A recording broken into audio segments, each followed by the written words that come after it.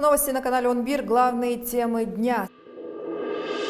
Сегодня в Нарынской областной больнице скончалась очередная жертва семейной драмы. Между тем, арестованы подозреваемые, готовившие теракт в Москве и Петербурге. Накануне ФСБ России задержала несколько человек, увлеченных в связях с запрещенной в этой стране группировкой «Исламское государство». Меркель во время визита в Турцию сказала, что необходимо немедленно прекратить агрессию, отметив, что действия России нарушают резолюцию ООН.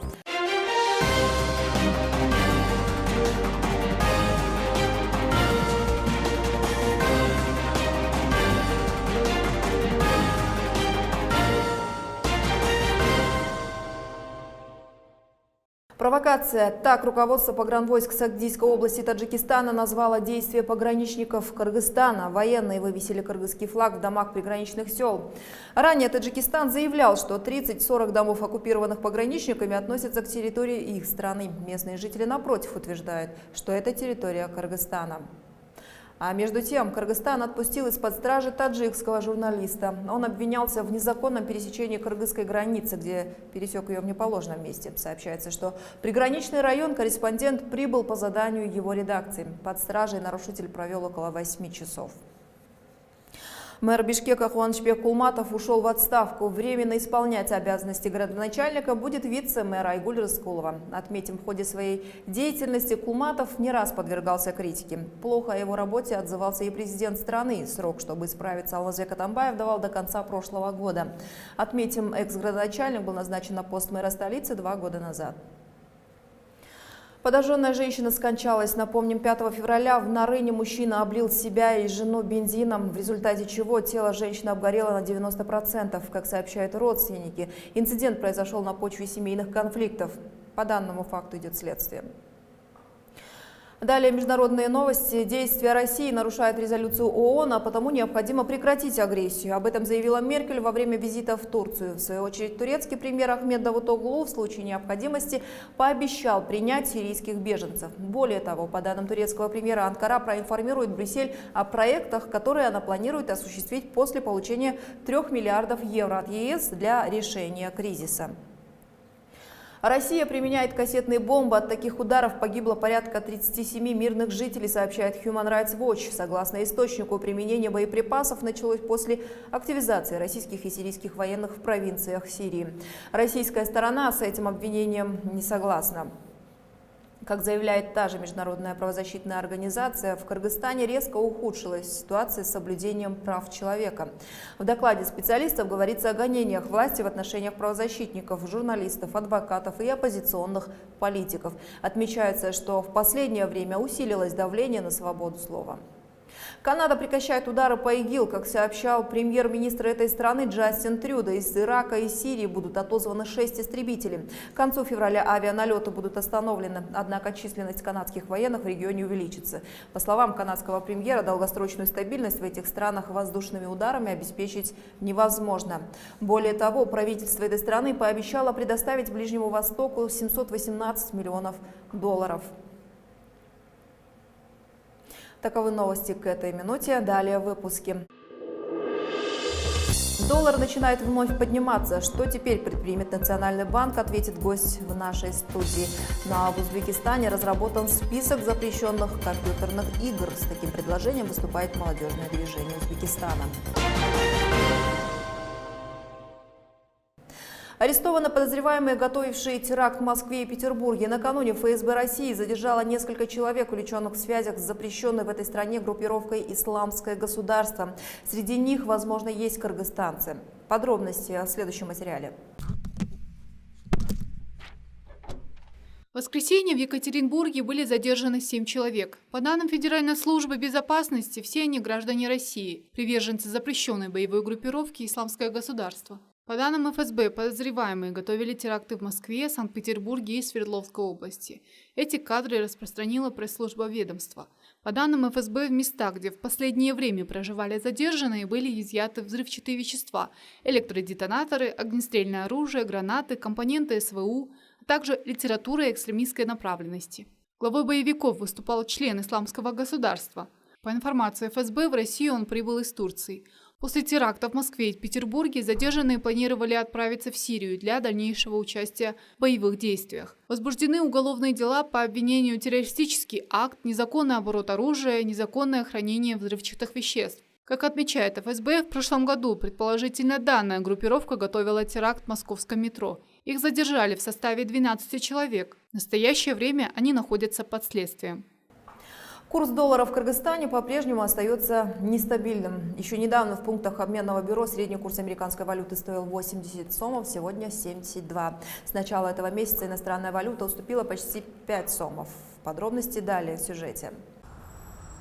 Позиции доллара начали заметно укрепляться в первом квартале 2015 года. Активно доллар начал расти в четвертом квартале. Несмотря на официальный курс, который не поднимался выше 75 сомов 90 тыинов, на рынке отметка достигла 79 сомов. Подобный ажиотаж вокруг валютного рынка привел к тому, что за 2015 год банк-регулятор провел 35 интервенций на сумму 330 миллионов 760 тысяч долларов. Эксперты и экономисты говорили о дальнейшем росте и скачке доллара. По прогнозам, на начало 2016 года он должен был составить 85-100 сомов. В чистом плане никаких фундаментальных причин для того, чтобы она поднималась до 100 сомов, нету. Это вызвало бы резкие изменения вообще структуры экономики и плюс тому, что и какие-то, может быть, социальные напряженности возникли бы. Нацбанк страны за декабрь и январь потратил около 100 миллионов долларов на валютные интервенции. Международный валютный фонд рекомендовал властям Кыргызстана ограничить проведение интервенций на валютном рынке страны для поддержания курса национальной валюты кыргызского сома. Если международные эксперты рекомендуют, то здесь нет ничего плохого, потому что все понимают, что валютные интервенции не являются рыночным механизмом. И вместе с тем мы все обращаем внимание на валютные интервенции, но не обращаем внимания на высокую учетную ставку, порядка 10-12%. Соответственно, не хватает сомов, то есть сжимается денежная масса, и поэтому искусственно удерживается курс сома. По мнению экспертов Международной финансовой организации, такая политика Национального банка Кыргызстана в дальнейшем может привести к снижению его резервов и понижению конкурентоспособности производителей республики. При этом представители фонда полагают, что Нацбанк в неспокойный период достаточно успешно обеспечил функционирование валютного рынка. И в продолжении этой темы у нас в студии официальный представитель Национального банка Раушан Сейиткасымова. Здравствуйте, Раушан. Международный валютный фонд рекомендовал ограничить проведение интервенций. Эксперты говорят, что в дальнейшем может привести к снижению его резервов и понижению конкурентоспособности производителей страны. Можно ли уверять, что это так? С Международным валютным фондом Кыргызская республика сотрудничает уже почти 25 лет. Мы являемся учредителями, участниками Международного валютного фонда. И работа проводится так, что мы являемся участниками еще отдельных программ Международного валютного фонда. Поэтому в рамках данных программ приезжают миссии, как правило, раз в полгода. И, естественно, вырабатывается совместный план действий, рекомендации. И данная формулировка МВФ является стандартной. То есть МВФ является одним из кредиторов в мире, поэтому, естественно, расходование любых активов должно быть экономным, поэтому формулировка является стандартной. Ряд специалистов высказывает мнение, что снижение курса доллара неспроста. Якобы сейчас будут выдаваться кредиты под ипотеку, и после американская валюта вновь поднимется. Как вы это прокомментируете? Ну, здесь надо отметить то, что в Кыргызстане действует плавающий обменный курс, и обменный курс может меняться, он и должен меняться. То есть он может иногда расти вверх, иногда снижаться, какая-то определенная волатильность она будет. И связано это больше с тем, что зависит от спроса и предложения. Сейчас проводится определенная программа по дедоларизации, и одной из мер является как раз-таки перевод ипотечных кредитов из валюты в сомы. Здесь участвуют не все граждане Кыргызской республики, а только те, кто взял кредит на ипотеку, и есть определенные ограничения и критерии. Поэтому вот такого рода домыслы, они на самом деле не имеют под собой основания, ввиду того, что курс не зависит только от этого.